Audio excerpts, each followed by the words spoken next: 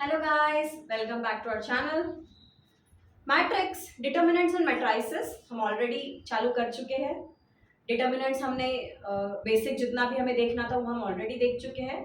Matrices का भी हमने मैट्रिक्स क्या होता है, मैट्रिक्स के एलिमेंट्स क्या है और मैट्रिक्स के अलग अलग टाइप्स कौन से हैं ये हम ऑलरेडी देख चुके हैं।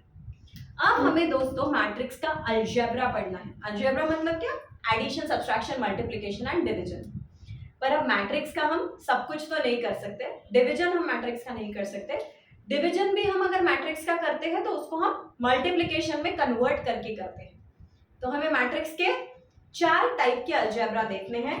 First is equality of matrices, second is addition and subtraction of matrices, third is scalar multiplication of matrix and fourth is multiplication of two matrices, मतलब मैट्रिक्स मल्टीप्लिकेशन। तो हमें चार चीजें देखनी है। Equality, second is addition and subtraction, third is scalar multiplication and fourth is matrix multiplication. तो ये जो पहले तीन है, equality, addition, subtraction and scalar multiplication, ये हम आज के वीडियो में देखेंगे। वेयर एज मैट्रिक्स मल्टीप्लिकेशन हम एक सेपरेट वीडियो में देखेंगे, क्योंकि मैट्रिक्स मल्टीप्लिकेशन ये थोड़ा सा अलग टॉपिक है हमारे लिए, उसे हमें अच्छे से पढ़ना है। वेयर एज ये तीन ऊपर के जो है ये हम आसानी से आज पढ़ लेंगे। तो दोस्तों एक एक से शुरुआत करते हैं। Let's start with equality of matrices. Now what is equality of matrices? Equality of matrices मतलब दो मैट्रिक्स इक्वल कब होते हैं। सपोज मेरे पास यहाँ पे तीन मैट्रिसेस है, तीन मैट्रिक्स लिख लेती हूं मैं। बी मैट्रिक्स लिखती हूँ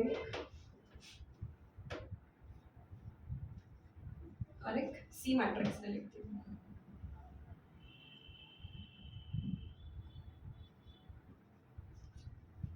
तो मैंने यहाँ पे दोस्तों तीन 2x2 की मैट्रिक्स लिख ली है। So these are all 2x2 का मैट्रिक्स। 2x2 मतलब दो रोज है, दो कॉलम से, चार एलिमेंट्स है। तो ए मैट्रिक्स है 10 12 9 7, बी मैट्रिक्स है 10 12 7 9 और सी मैट्रिक्स है 10 12 7 9। अब दोस्तों ये तीनों भी मैट्रिक्स 2x2 की मैट्रिक्स है। अब मुझे ये देखना है कि इनमें से कौन से मैट्रिक्स एक में को इक्वल है। पहली कंडीशन दोस्तों कि अगर दो मैट्रिक्स को इक्वल होना है तो उनके number of rose and number of column same चाहिए। मतलब अगर इधर का मैट्रिक्स 2x2 का है तो उसका जो इक्वल मैट्रिक्स होने वाला है वो भी 2x2 का ही मैट्रिक्स चाहिए। 3x2 का है तो 3x2 का चाहिए, 3x3 है 3x3 चाहिए, 2x3 है 2x3 चाहिए। So number of rose and number of columns same चाहिए। दूसरी चीज, सारे के सारे एलिमेंट्स भी एग्जैक्टली सेम चाहिए। पर सिर्फ उतना ही जरूर नहीं है। यहाँ पे 10 12 9 7 10 12 9 7 10 12 9 7 हर जगह पे वही है, 10 है, 12 है, 7 है और 9 है। एलिमेंट्स तो सेम है बट सेम पोजीशन वाले एलिमेंट सेम चाहिए। मतलब A11 should be equal to B11, A12 should be equal to B12, A21 should be equal to B21 and A22 should be equal to B22। अगर ऐसा हुआ तो ही matrix A is equal to matrix B। हम यहाँ पे देखते हैं 10 10 10 है, 12 12 12 है, 9 7 7। तो अब देखो यहाँ पे 9 है और यहाँ पे 7 है, मतलब matrix A is not equal to matrix B। Matrix A is not equal to matrix C। अब बी और सी का देखते हैं। 10 10 है, 12 12 है, 7 7 है, 9 9 है। तो matrix B is equal to matrix C. तो इसे कहते हैं equality of matrices. B matrix और सी मैट्रिक्स एक में के इक्वल हो गए, क्योंकि दोनों भी एक तो 2x2 की मैट्रिक्स है, दो रो दो कॉलम है, दूसरा सारे के सारे एलिमेंट सेम है और सेम जगह पे बैठे हुए हैं। यहाँ का 10 यहाँ पे 10 है, यहाँ पे 12 यहाँ पे 12, यहाँ पे 7 यहाँ पे 7, यहाँ पे 9 यहाँ पे 9। सो दोनों कंडीशंस काफी इंपॉर्टेंट है। First, number of rose and number of column same चाहिए दोनों मैट्रिक्स में के। सेकंड, सारे के सारे एलिमेंट्स एग्जैक्टली सेम चाहिए और सेम ही पोजीशन पे, सेम ही जगह पे चाहिए। तो इसे हम कहते हैं इक्वालिटी ऑफ मैट्रिसेस। ये हो गया हमारा पहला अलजेब्रा। अब जाते हैं दूसरे अलजेब्रा पे, which is addition and subtraction of matrices.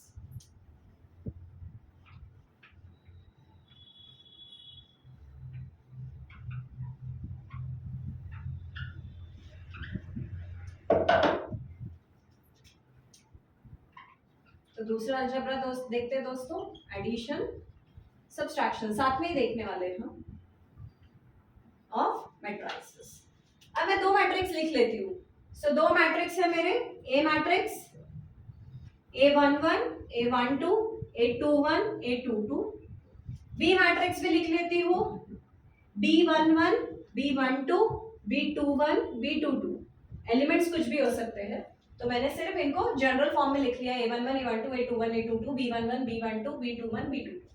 अगर मुझे ए और बी का एडिशन करना है, ए प्लस बी, करना कुछ नहीं है दोस्तों, इधर का और इधर का सेम जगह के एलिमेंट्स को ऐड कर दो, A11 plus B11, A12 plus B12, A21 plus B21 and A22 plus B22। तो करना क्या है, इधर का सेम जगह का इधर का सेम जगह का ऐड कर देना, इधर का सेम जगह का इधर का सेम जगह का ऐड कर देना, जो भी आएगा इधर का सेम जगह का इधर का सेम जगह का ऐड करके यहाँ लिख दो, इधर का सेम जगह का इधर का सेम जगह का ऐड करके यहाँ लिख दो। सो एडिशन काफी आसान है, सेम सब्सट्रैक्शन है। अगर यही हमें a माइनस बी करना है, सेम करना है, यहाँ माइनस कर दो, यहाँ माइनस कर दो, यहाँ माइनस कर दो और यहाँ माइनस कर दो। एडिशन एंड सब्सट्रैक्शन मैट्रिसेस का काफी इजी है, इधर का एलिमेंट इधर का एलिमेंट ऐड, इधर का एलिमेंट इधर का element add. So same position के 1 1 है तो दोनों साइड के 1 1 को ऐड करके लिख दो, 2 2 के जगह के है कि तो दोनों साइड के 2 2 के जगह के ऐड करके लिख दो। तो addition and subtraction of matrices हमें इस तरह से करना है। अब तीसरा हमारा अलजेब्रा है scalar multiplication of a matrix. तो तीसरा अलजेब्रा देखते हैं।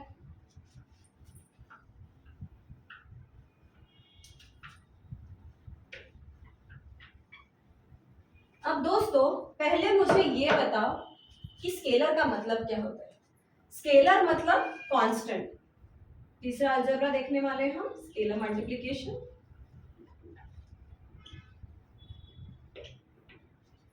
स्केलर का मतलब होता है कांस्टेंट, कोई भी कांस्टेंट वैल्यू, कांस्टेंट नंबर। तो अगर हमारे पास एक मैट्रिक्स है, एक मैट्रिक्स लिख देती हूं मैं 2 3 4 1। अगर मैं इसका स्केलर मल्टीप्लिकेशन करती हूँ, इसको मैं a को k से मल्टीप्लाई करती हूँ, where k is a scalar, k is a constant, ये कांस्टेंट है, इसकी वैल्यू कुछ भी हो सकती है। तो ये k हर एलिमेंट के साथ मल्टीप्लाई हो जाता है, 2k 3k 4k 1k।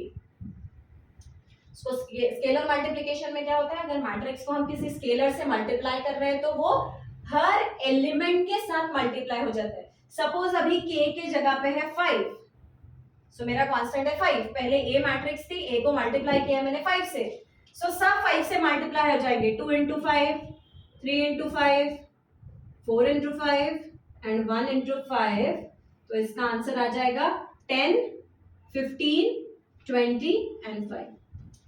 So this is scalar multiplication. अगर किसी कांस्टेंट से अगर मैट्रिक्स मल्टीप्लाई हो रही है तो उस कांस्टेंट से उस मैट्रिक्स के अंदर का हर इंडिविजुअल एलिमेंट मल्टीप्लाई हो जाता है। तो ये थे पहले 3 अलजेब्रा मैट्रिक्स के।